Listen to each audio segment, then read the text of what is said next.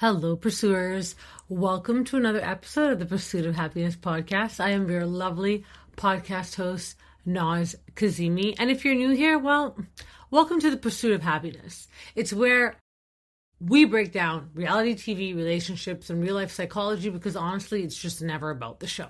Plus, how amazing that we get to tell people that these reality shows really calm our nervous system, This regulates us in some way. I don't know why.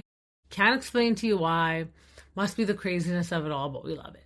Today, let's get into some Real Housewives of Atlanta and Rhode Island. We'll start off with Atlanta.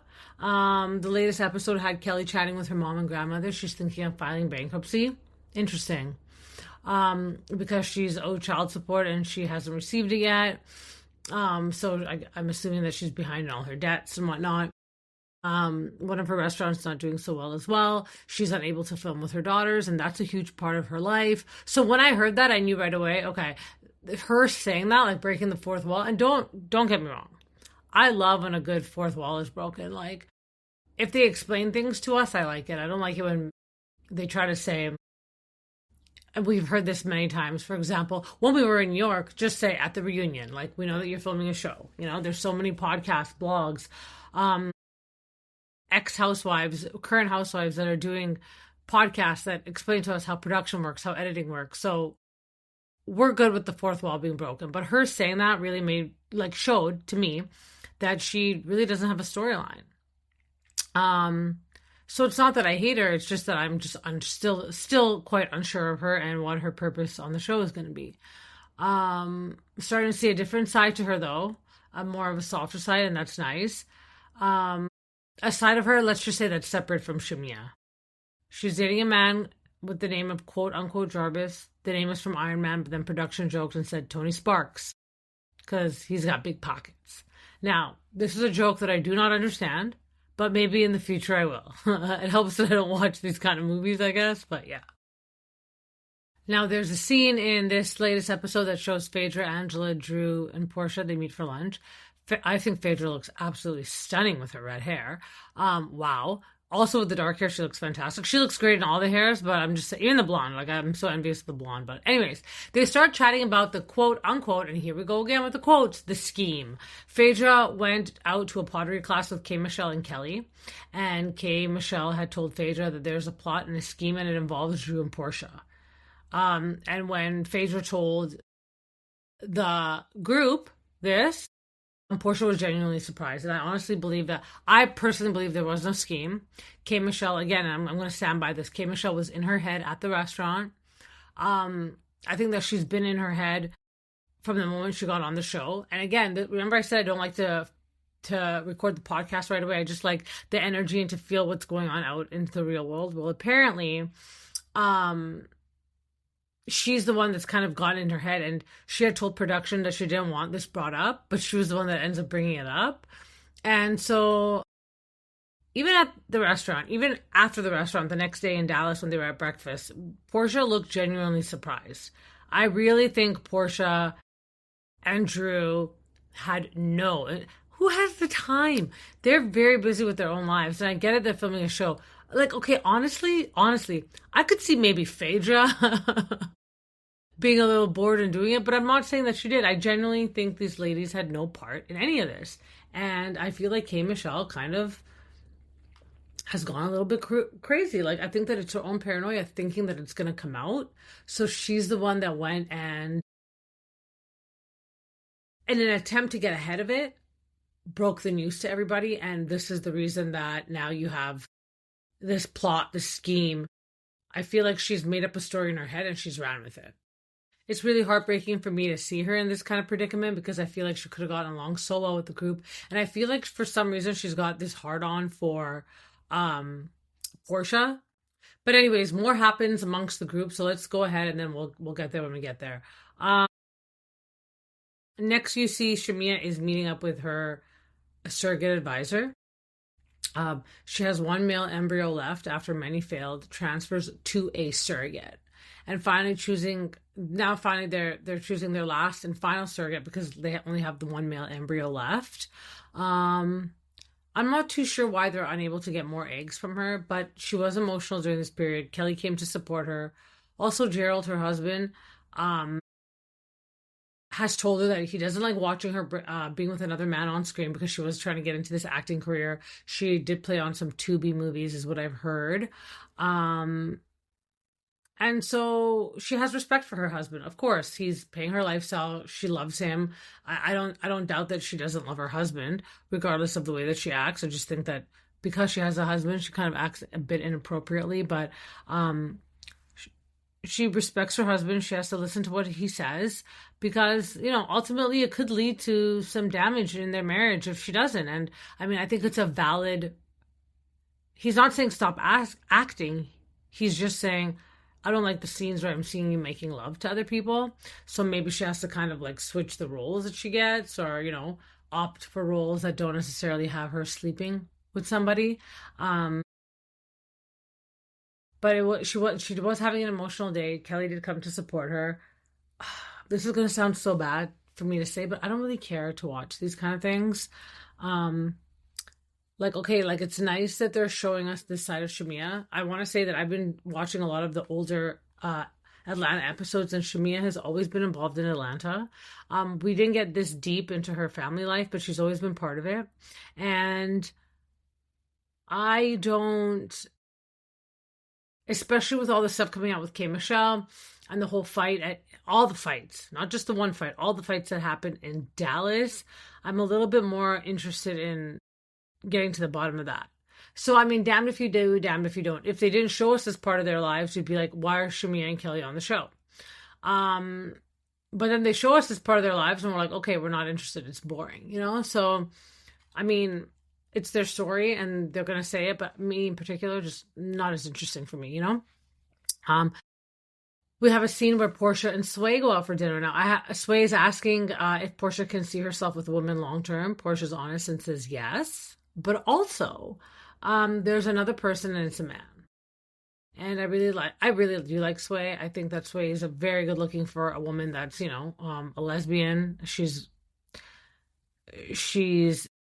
I feel like a very supportive person, a very supportive partner. I'm not attracted to women at all, but I love confident women, whether they're lesbian, straight, whatever. And I feel like Sway knows what she wants and she's financially independent, and that's very nice to see. Especially if you're going to dive into a relationship with somebody. It's nice that as a woman, as a partner, as whatever, even a male, that you have those things going for yourself before you're able to commit yourself to something else, Sometimes I see people jumping into these relationships and it's like, and they're like, they don't have a job. It's like, okay, why don't we get our life figured out first? And then look for a partner. Like, what's more important, And I'm not just talking about anybody that does that. It's people that there's a certain type of person that they're just jumping from relationship to relationship and they don't have their life figured out.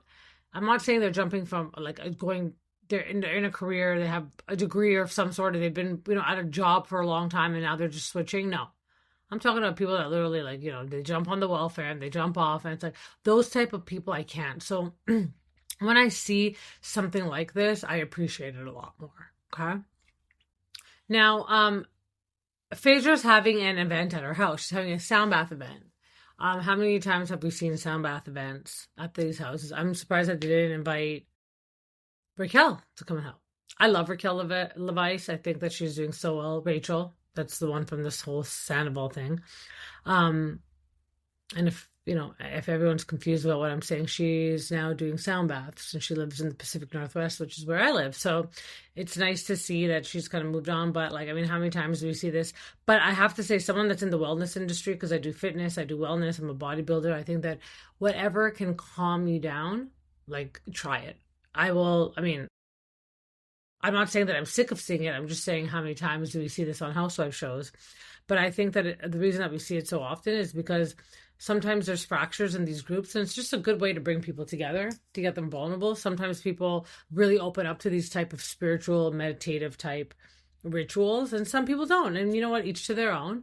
But if it can get you to get vulnerable and into a place where you're calm enough to speak about what the heck is going on, I love it. I love it for that. Okay? So, now, prepping for a Phaedra sound bath. K. Michelle says that she gets a call from her ex named Nosh. That's so funny because my name is Noz with a Z. You pronounce it like the rapper, but it's N-O-Z. But anyways, Nosh, and it showed Nosh and K. Michelle on Queen's Court season 2 together. Showed a clip from there. And Nosh told her that he's been chatting with Porsha and that allegedly, supposedly, he said that Porsha wanted to go out with him in public, but he said no. Now, personally, I don't understand why this is such a big deal. K. Michelle says that Porsha should have at least told her. And it's like, at this point, I feel like she's trying to find anything to have an issue with Porsha. So now it's Phaedra's sound bath night. Everyone's showing up. You have Porsha showed up. Angela showed up. Drew was on time. Drew showed up. Cynthia's there. Cynthia has to leave early because she's got stuff to do. And she's still the friend of. So she tries to be at as much stuff as she can, but she can't be at everything. But Kelly, Shamea, Pink, and K. Michelle, they show up late. And they're just about to start the sound bath and the meditation type event. And I know, again, these kind of scenes are really redundant in these Housewives universe, but when there's a group that's experiencing some toxic energy, it is healing. And I just like, it's just a way to get them vulnerable.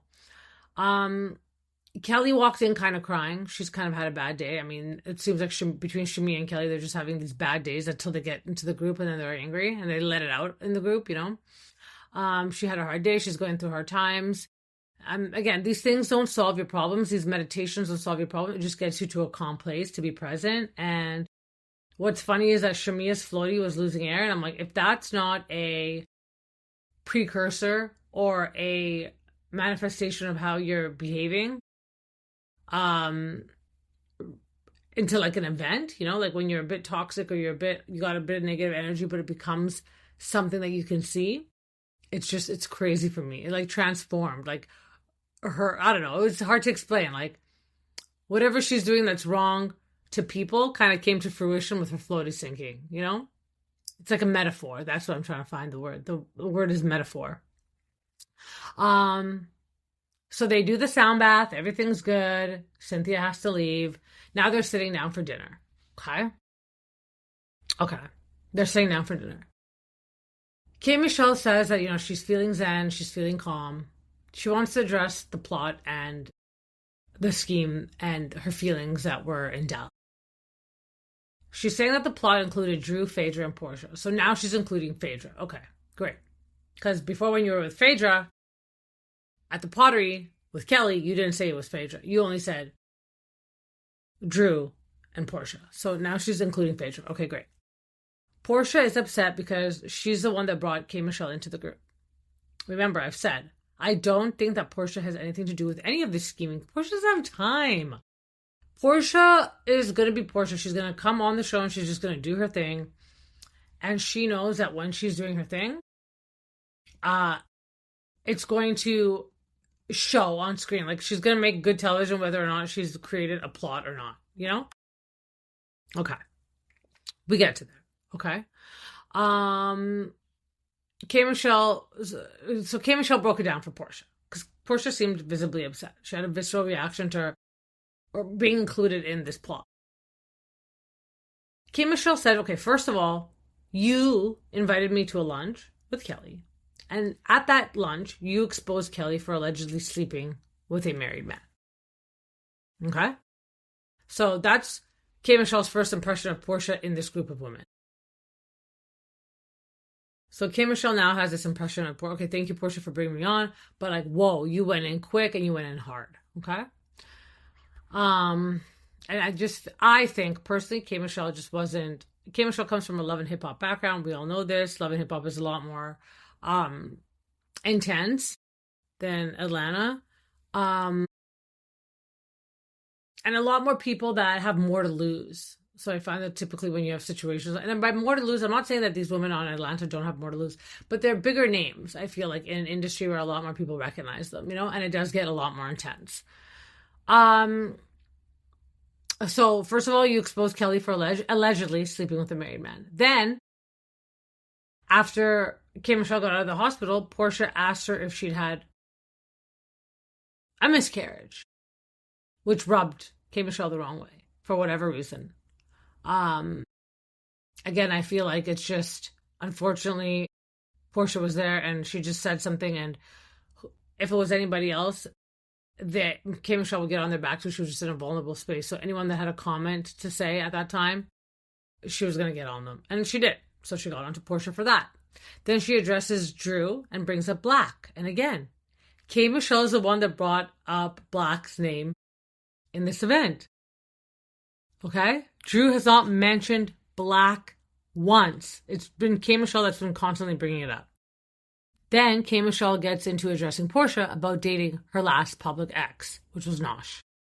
Porsha says, when I knew Nosh and I was talking to him, we weren't friends.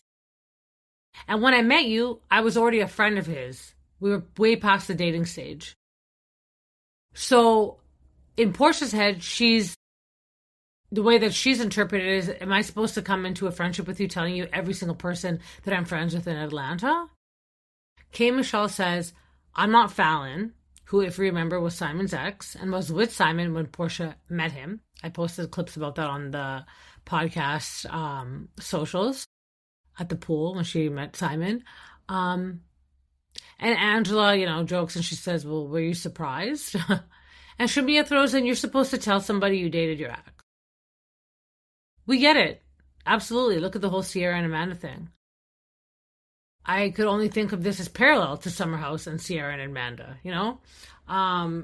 because Sierra wasn't with Wes, as we know, but Amanda started dating him and Amanda's still married. But that's besides the point. What I'm trying to say is, yes, we all know there's some sort of girl code in here.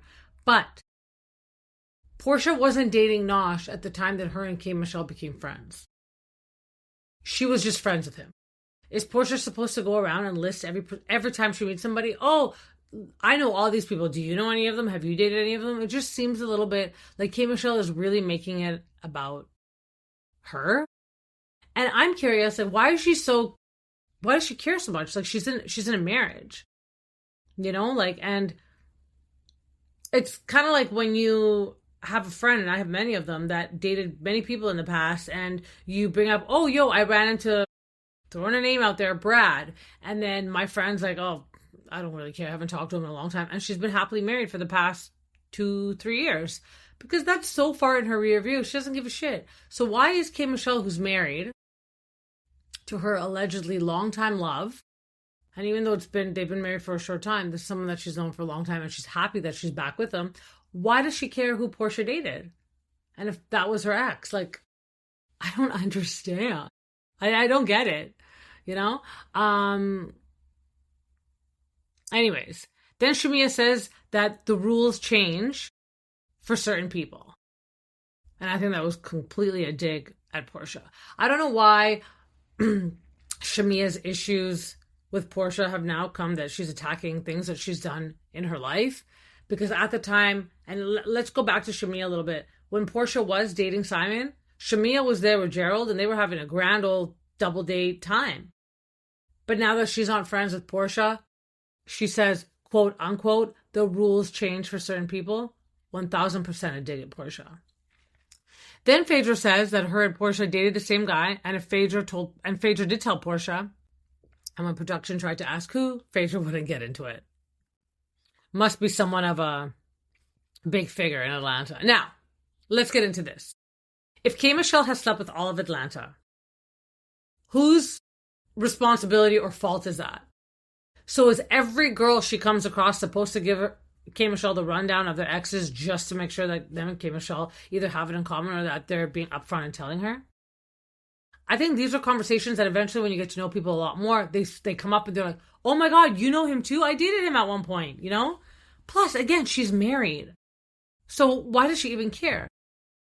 Again, not to make this about Summer House, but Sierra was upset with Amanda about Wes because Amanda and Sierra were best friends. On screen, at least, if they want to say that they weren't off the show. And Wes was her 2 weeks ago. Had sleepovers a couple weeks prior to this whole knowledge coming out. Girls date my exes from my 30s, from my 20s. I don't give a shit. I've moved on. I don't expect every one of my exes, people that they've dated, to contact me somehow and figure out who I am and be like, hey, by the way, I dated your ex. I don't care. I've moved on. So I don't know why K. Michelle is so hung up on this. Now, Porsha wants to change the subject and she says, okay, well, that's besides the point. But then right then you hear Kelly, who's sitting on the left of Porsha, say, Porsha fucked every Nigerian in Atlanta. And that pissed Porsha the fuck right off because she's not in a good place with Kelly. Kelly's the one that's sleeping with the married men, supposedly. Okay. And I swear, production when it comes to Atlanta, production gets involved right away. Any other show, they take their time. They wait until it gets to a certain point. Production doesn't allow Atlanta to get to a certain point because these bitches will fight. That Porsha fucked every Nigerian in Atlanta comment pissed Porsha the fuck right off. Production did not waste a second. They came running in. Again, production in Atlanta does not waste any type of seconds, okay? But they rarely step into the other franchises. It's just something that I noticed, you know? Porsha starts yelling that Kelly's the one that fucked a married man, a married preacher. So now, we're getting breadcrumbs. And she fucked him on the plane and that he's not a stewardess. And then looks at Phaedra and tells Phaedra, you know exactly who I'm talking about. And Kelly gets up and walks away. She starts crying. And then you have Shamea, the traitor, and Pinky and K. Michelle follow her. Prior to this, Kelly said, I knew I shouldn't have come tonight. I knew something was going to pop off. She said this. Kelly said, I knew something was going to happen. I knew something was going to pop off. And Kelly's the one that created the pop-off, and Kelly's the one that started something. So, she's the biggest fucking hypocrite. I do not like Kelly. I do not like Shamea. I know that people are saying, well, without them, would there be a show? We'll see. I'll wait until the end of the season. Right now, I don't like them. Do we need them on Atlanta? Who knows? Could we have filled them with other people? Perhaps. And we would get good drama at least. But, again, I've been watching reruns of Atlanta, and I've been seeing Shamea on there, and the energy is so different now that she has a peach. And it's like, you stood by Porsha when she did all this shit before, when she dated Simon, and she was married to Simon. There were double dates. I saw, because Gerald's Nigerian, Simon's Nigerian, they became friends. It was not a problem then, but now it becomes a problem. I don't know. I don't like that kind of stuff. I don't like when people are no longer friends, that one person goes and reveals all the secrets about the other person. I never see Porsha do something like that. Porsha pretends that Shamea doesn't exist, but Shamea does that all the time to Porsha. You can just see by the people that are around Shamea, their reactions to everyone that's friends with Shamea is not friends with Porsha. Explain that to me. But all of Porsha's friends, Phaedra, Angela, Cynthia, they all talk to Shamea. But Shamea wants to think that they have a problem with her only because she's doing that with her group of friends. We see when the way that they edit it, when they bring up Shamea, Porsha doesn't say a word. But whenever they bring up Porsha around Shamea, Shamea always kind of like has those looks and is non-verbally saying that she agrees with it, but not on camera. But you can tell when the cameras are not up, you can tell 1000% that Shamea has said something to sway, no pun intended, these women's reactions or beliefs about Porsha. Porsha doesn't throw digs at Shamea, but Shamea is always finding a dig to throw at Porsha in the confessionals. But then she sits there all innocent when they're fighting, and she's like, oh, I have nothing to do with this. Shamea, you have everything to do with this. If you had nothing to say about Porsha, guaranteed the reaction that these women had to Porsha, and I'm talking about Kelly, K. Michelle, and Pinky. Not necessarily Pinky. Pinky's pretty cool, but I think that the reaction will be less intense, less curt, as Cynthia would say, less as if there's something that Porsha has a hidden agenda, Their reactions wouldn't be as if Porsha has a hidden agenda for them. But anyways, that's Atlanta. Excited to see how because it was a to be continued. They kind of ended there. Excited to see how the next episode kind of turns out. It's getting much more. Yes, it is interesting. But I don't have to like the people that are the troublemakers. And to me, the troublemakers seem to be Kelly first and Shamea in the background. I just don't. I don't like people that are tit for tat. And I know people might say, well, Porsha's like that because Kelly brought up the married man situation. I feel like Porsha brought up the married man situation because she said something about Porsha and it wasn't true. Did Porsha hang out with Simon, yes. But Porsha was married to Simon after Simon was divorced from Fallon. Okay? Anyways. But yeah, I thought it was funny when Portia's like, I don't want this friendship. Send it back. Send it back. Like a refund. You know what I mean? That was funny. But anyways, another thing that I just want to say that I didn't like was Kelly having the drink in Portia's face. Not cool. Um, I kind of have it on the screen playing right now in the background and it's about to finish. Angela and Pinky are so confused. They obviously did not want to get involved. So this is what I'm talking about. See how Pinky's not getting involved? See how Angela's not getting involved? I believe if Shamea wasn't in the ear of K. Michelle and Kelly, they would have reactions similar to Angela and Pinky. They just don't want to be involved. I believe that they're a little bit more involved because of their allegiance at the moment to Shamea. Anyways, I'm going to leave it there. I'm going to leave it there and we're going to see how the next episode plays out. My opinion might change. There might be more facts added. I might have to take back some things that I've said. But for now, my position stands. Atlanta is great. I've always loved Atlanta. It's been one of my favorite franchises. I've never missed a year. But if I could replace two people with other people, I would. Only because I don't like the history that Shamea and Porsha have. And now she's using that against Porsha. After all those years that we've seen Shamea on the show, and she was just quiet, laid-back girl, and now that she has a peach, she can destroy her friendship with Porsha. So I'm just going to leave it there. Anyways, let's get into Rhode Island. So on Rhode Island, the episode starts off with Kelsey driving off and Rosie spraying sage in her house because she just got into a big fight with Kelsey in her house.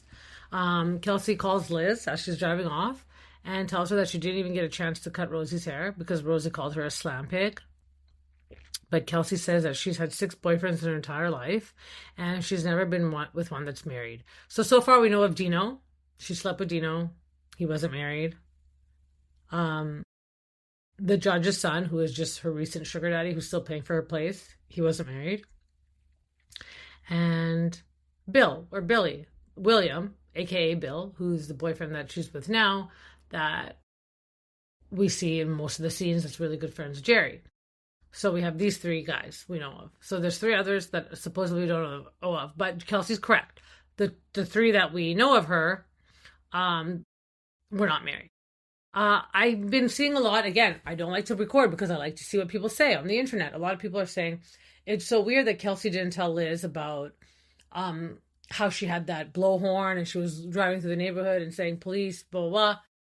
Okay, first of all, guys, we should know. Production likes to edit and cut things. So they're not going to repeat what we just saw. So she just had to say that she didn't, we didn't even get that far. I'm pretty sure Liz knew that they're best friends, Liz and Kelsey. Liz knew that Kelsey was going to go and do that as a joke because Kelsey was telling Liz as if Liz knew what had happened, I don't think that Kelsey didn't say what happened. I think that it's just assumed that Liz knew, and she probably did mention it, and production just cut it out because we just saw it. So she doesn't need to repeat what we just saw.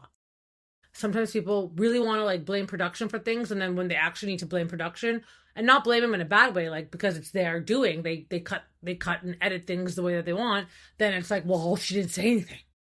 But if it's their scenes, if it's certain housewives that have podcasts, if it's their scenes, they're able to go, well, I did say it, but production cut it out. Editing cut it out. They obviously are, with 3-hour conversation, they only took 5 minutes and they had to choose the... Funny how when the tables turn, it's an editing issue, but here it's not an editing issue. So I do believe that Kelsey told Liz prior and that Liz knew exactly what was going on. And I'm sure that Kelsey again said it in the conversation afterwards, but they just edited it out because we just literally, they edited so that we can see what happened. Okay. So back to the whole, Rosie called her a slam pig, but Kelsey says that she's had 6 boyfriends her entire life. She's never been with one that's married. But she drops that Rosie, on the other hand, has fucked a married guy at work, ruined his marriage. Okay. And I believe one of them had to leave the office. I believe the guy that she slept with had to leave and go to a different office and work. And then she fucked a married basketball coach. Now we all know because Dave Portnoy brought it to light. Thank you, Dave. His name is Ed Cooley, the basketball coach, and he paid her off to keep her mouth shut. So that's how she has the money that she has right now for her renovations and lifestyle, etc. And this is what Kelsey said bothers her about Rosie, that Rosie's not honest about that. Rosie wants to call her the slam pig. She's the one that's, promiscuous. But Rosie never wants to admit to her lifestyle and what she's done in her life. Okay? I think it's a great point. I think it's a really good point that Kelsey brings up. And I'm curious to know why Rosie might not say it, because I know with the whole Dave Portnoy thing that it came out about Ed Cooley, she made a comment. She's like, how dare you guys kind of bring that up? You're the one that brought it to light. And I'm curious why it's something that shouldn't be brought to light if that's your real life. And if you are trying to hide it, why? What would be the reason,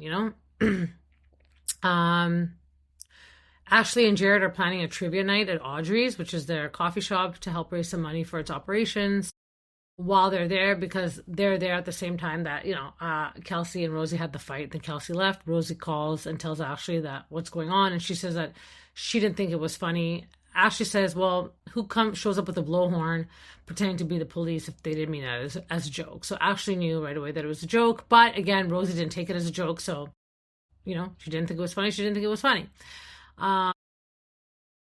And like I said, Ashley calls it out. No one's driving through with a police megaphone and a siren to say that they're the house police without making it be funny. But Rosie's like, if she shows up, I'm not going to show up. Jared wants nothing to do with it. He's like, listen, if you're not going to be happy, then don't come, because I don't want drama there. Because it's drama either way. It's drama if you don't invite Kelsey. And it's drama if Rosie shows up and Kelsey's there. But this is a cast event. You can't just single people out. So Rosie needs to learn this, because if Rosie knows anything and has learned anything from other housewives, you can't just be casting people out, because that's not gonna work out well for you. Rulla is meeting up with Alicia at the beach. I really thought Rulla was gonna be a stronger character, honestly, on the show, but she's not at all. She's never showing up to things. I've mentioned this before. Sometimes when you are going through really rough things in life, like it starts to show up in your body as sickness, stress. There's a lot of rumors going around saying that Rulla was probably signed on at the very last minute to be a housewife, because, the cheating seemed like it would be much more interesting, but she hasn't really shown up to events, and I'm not too sure how she gets away with that, but she's kind of like a beta. She's like a type B. Like, she's like what Amanda is, that people are saying. Like, she lets Brian get away with everything. She doesn't really have much control. She's not as strong as she makes herself seem. And that could be the editing, or it could just be, how she is in real life. I'm not too sure. She also, here's the funny part. She also brings in Amanda, Joe Ellen's best friend, who randomly just appears at the beach. Randomly. How funny in Amanda. She says that Joe Ellen ruined this friendship as well. And I guess this Amanda girl is Joe Ellen's neighbor, and for some reason they're not friends anymore. I feel bad for Joe Ellen. She's the one who has the proof. She just wants to help another girl out. So it seems like Rulla just doesn't want to know the truth and wants to keep blaming Joe Ellen. She says Brian used to kiss the ground that she walked on, but he's found another ground to kiss. And that's Beth. That's his mistress. Who he also gave a percentage of the company to. So I think it's embarrassing for Rulla. It's embarrassing that she's not showing up and doing her job. It's embarrassing that she's still trying to protect Brian for some reason. It's embarrassing that she's blaming another woman when all this other woman, and I'm talking about Joellen, because all that other woman has done is brought things to the surface to help her.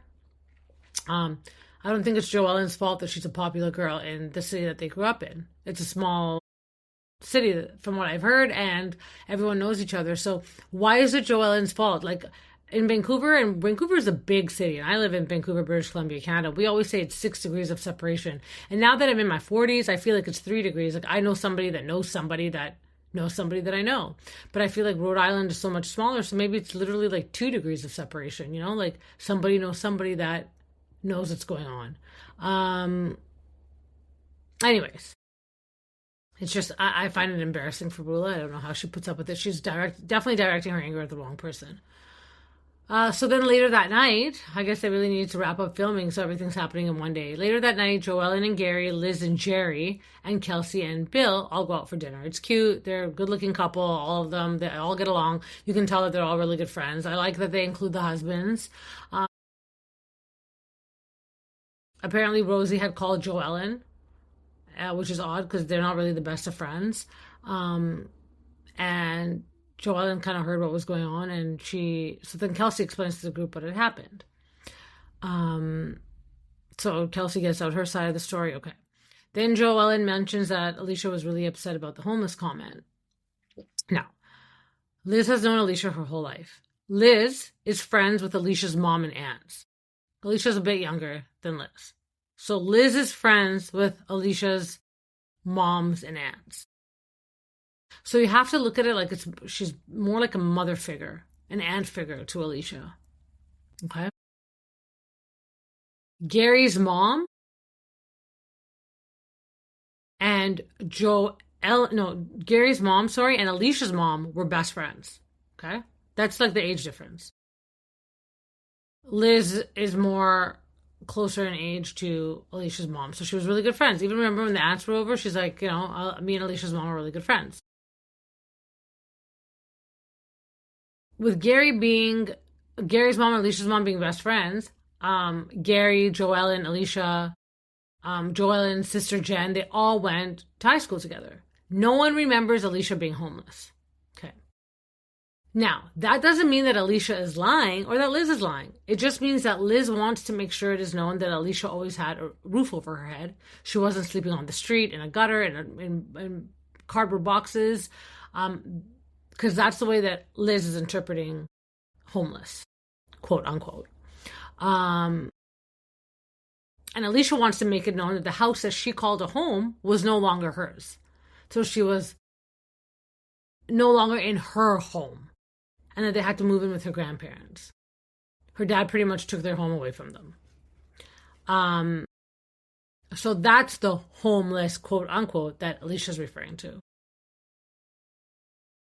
I think that because Liz is really good friends with Alicia's mom and aunts, she knows that saying that might be like saying that they're homeless might get interpreted in a different way, and she doesn't want them to be embarrassed. But at the same time, I think that if Liz had mentioned that to Alicia, she would understand. But she keeps saying, like, no, but you were never homeless, But then by saying that, it takes away from Alicia's experience of it. And if Alicia wants to use the wrong terminology, or if she feels like, her home was taken away from her,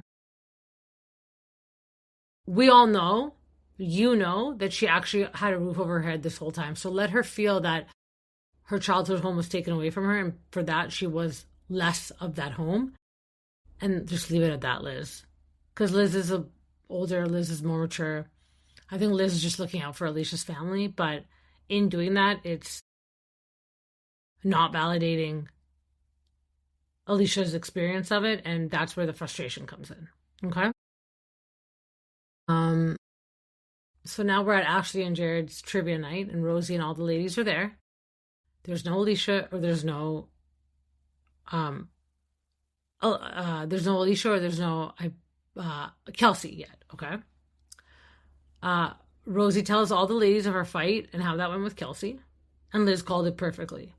Did Rosie really feel offended, or could she just not take a joke? I think the latter. She can't take a joke. But I don't think that she was offended, because she knows it doesn't really... Like, you don't really get offended if it doesn't make sense to you, Like, I haven't been with a man in a few years. If someone comes to me and tells me that I slept with a married man, like, I wouldn't be offended, But let's say if it's a joke that they're saying that, maybe I wouldn't take... I'm not really good at taking jokes either. Maybe I wouldn't take the joke too well, because I'm like, what? I haven't even been with somebody in, like, over 2-3 years. But obviously Kelsey's her friend, so she's going to have Kelsey's back. Now Alicia shows up, and then shortly after, Kelsey shows up with a Miss Slam Pig pageant sash. Now the sash says, she's beauty, she's grace, she's Miss Slam Pig United States. That's so funny. And also on my the Pursuit of Happiness socials, the podcast socials, I have posted the video of her pageant. Kelsey's always been a really pretty girl. But yeah, if that's not a pageant beauty queen at some point in her life, I don't know what is. So first everyone is sitting with Rosie, but then when Kelsey shows up, she kind of is sitting by herself, and then Alicia goes to see what's going on with her. No, because sorry, that's opposite. Everyone was sitting with Rosie, then they go sit with Kelsey, and then they're like, okay, no, I want to go chat with Rosie and see what's going on, because Alicia and Rosie have built a friendship. Alicia and all the ladies at this point, they're trying to mediate it, my bad. And Rosie keeps saying that she's feeling attacked. Kelsey says that she wasn't attacking, but after all the shit that Rosie ended up calling her slam pig, sleeping with married men, why should she even bother apologizing at this point? They get into it. Ashley starts crying, making a big scene at her own place, at Audrey's. Jared is embarrassed for her. The ladies are dying of embarrassment as well, to a point that finally Rosie leaves. Like, I feel like Rosie can dish it, but sometimes she can't take it. She's good at really creating the conflict, but not addressing it or moving past it. It's a skill that, honestly, I think she needs to learn to be on reality TV, because she can be great. So far, she is great, but she's not really good at the resolution part of the conflict. So that kind of ended in a disaster. Trivia night at Audrey's, disaster. Rosie ends up leaving. It's just the ladies there. And I guess once Rosie does leave, like, there's less drama. But one thing I love about Kelsey, she doesn't get offended by this stuff. She kind of lets it roll off her back. Alicia does this presentation for Billy. So she creates this poster board presentation and is throwing in all the things that she's contributed to the family, like the house, the business. I think it's a great presentation. I was once a general manager at a big brand gym. And when my sales team wanted to be promoted, they had to present their accomplishments and highlight what they've contributed to the business to move forward or upward in the company. So I think that Alicia has really good business sense in that way. Now, Rich, Rosie's husband, is doing a singing night. He's a singer. So the last scene of the episode has Liz, Joelle, and Alicia riding with a driver together to Rosie's event, which is for Rich. Now Kelsey's not invited. So this is what I'm saying. It's going to be a problem if Kelsey still continue to not be invited to things that Rosie's there at. Like, they have to somehow at least be cordial on TV and move past it so that it doesn't really affect their future on the show. Now, again, Alicia and the homeless comment make its way into this conversation. Again, we've heard it 1,000 times, but we're going to say this again. Liz is saying that Alicia was not homeless, quote unquote, like on the streets, living out of a dumpster. But Alicia's saying that homeless, quote unquote, to her meant like the home that she lived in is no longer theirs anymore to live in. So their meanings of homeless are not the same. But I find something about Alicia that is kind of interesting. When she gets angry, she like cuts really deep. She starts attacking people's appearances, their character. Remember when she got into a fight with Rosie, she was calling her a whore, a fucking whore, you're this and you're that. Now she's calling Liz a snake and that her true colors are showing. Like, I think that that's a bit much for Liz just not agreeing with what her sense of homelessness means. You guys have had years of friendship. Your mom is friends with Liz. Your aunts are friends with Liz. But because Liz doesn't agree on one thing with you, she's all of a sudden a snake? Like, you've known someone for 20, 30 years, and because they don't agree with one comment, they're a snake. This is the thing about Alicia that I don't like. Like, when she fights, she cuts pretty deep, you know? She doesn't really know how to fight. She just starts calling everyone a snake or a whore, like she did with Rosie at the bonfire. And it doesn't really align with what's happening. Like, she just starts saying random shit because she's angry. Okay, so it makes sense for her to be angry, of course. And especially someone that's the closest to you is not validating how you felt. But at the same time, the name calling is a bit juvenile. That's what I think. She can't really articulate herself when she's sad or mad or irritated. So instead, she just attacks their character. Called Rosie a snake. Someone she's recently met. And now she's calling Liz a snake. Someone that she's known for her entire life. She fights dirty, but not even messy. It's just It's just, I feel like she needs a little bit more debate skills. Especially if she just gave this beautiful business presentation as a, future businesswoman. Like, I think that, you need to learn how to articulate yourself. You can't just call people these names. You can't just call names because you're angry and you don't get your way. 1000% her feelings are not being validated. I would be upset too. I get upset when my feelings are not validated, but I'm able to communicate why. And like, I don't call people snakes, and I don't disparage 30 years of friendship because they don't validate my feelings in that moment. And if I did, the last thing I would call them is a snake, because that behavior is not snake-like. It's just like, you're being not empathetic and sympathetic to my feelings. You know what I mean? So there's ways that she could have expressed herself, but that's just one thing I don't like about Alicia, is when she fights, it just gets a little bit like immature with the name calling. Regardless, her feelings are valid, because they're not being validated by someone that she's known the longest, that she feels should, understand what she's trying to say. She just feels like she's not being heard. So again, that makes sense. And I understand her position in that way. Just don't agree with the name calling. But anyways, so that happened there. I'm really excited to see this one's next episode. So I believe we're going to be going on to episode 10 for Rhode Island. And there's 12 episodes. And then after the 12th one, we have a reunion. It's always the first season is always the shortest. But it shows that Joellen and Liz get into it. And I heard Joellen on the Two Teas in a podcast. She was in the twat seat. You know how they do, like, they interview some of the housewives or just certain guests in this twat seat. They have interviews, and Joellen did say that it turns between her and Liz, and there's a big fight. So interested to see how that sort of plays out. But another thing that I did hear was that, and I kind of agreed with this, was that Liz has kind of been acting different the last few episodes. I heard it on another podcast, and I feel like, I don't think that Liz just feels different, but I just feel, weren't her and Dolores just trying to do like some menopausal gummies? Like, I mean, maybe she's going through menopause. I mean, it's no excuse to treat people bad. And from what I'm seeing, she's not really treating anybody bad just because she doesn't agree with someone's opinion. Although I have yet to see the future episodes to see the fight between her and Joellen. But she does seem a bit irritated. She's not as bubbly as she was in the first couple episodes. Could be stuff going on in personal life. Could be the whole menopause thing. I don't know. But she's just not as bubbly. That's just the only thing that I noticed. So we'll see. We'll see how this goes. We'll see if there's an explanation for all this behavior.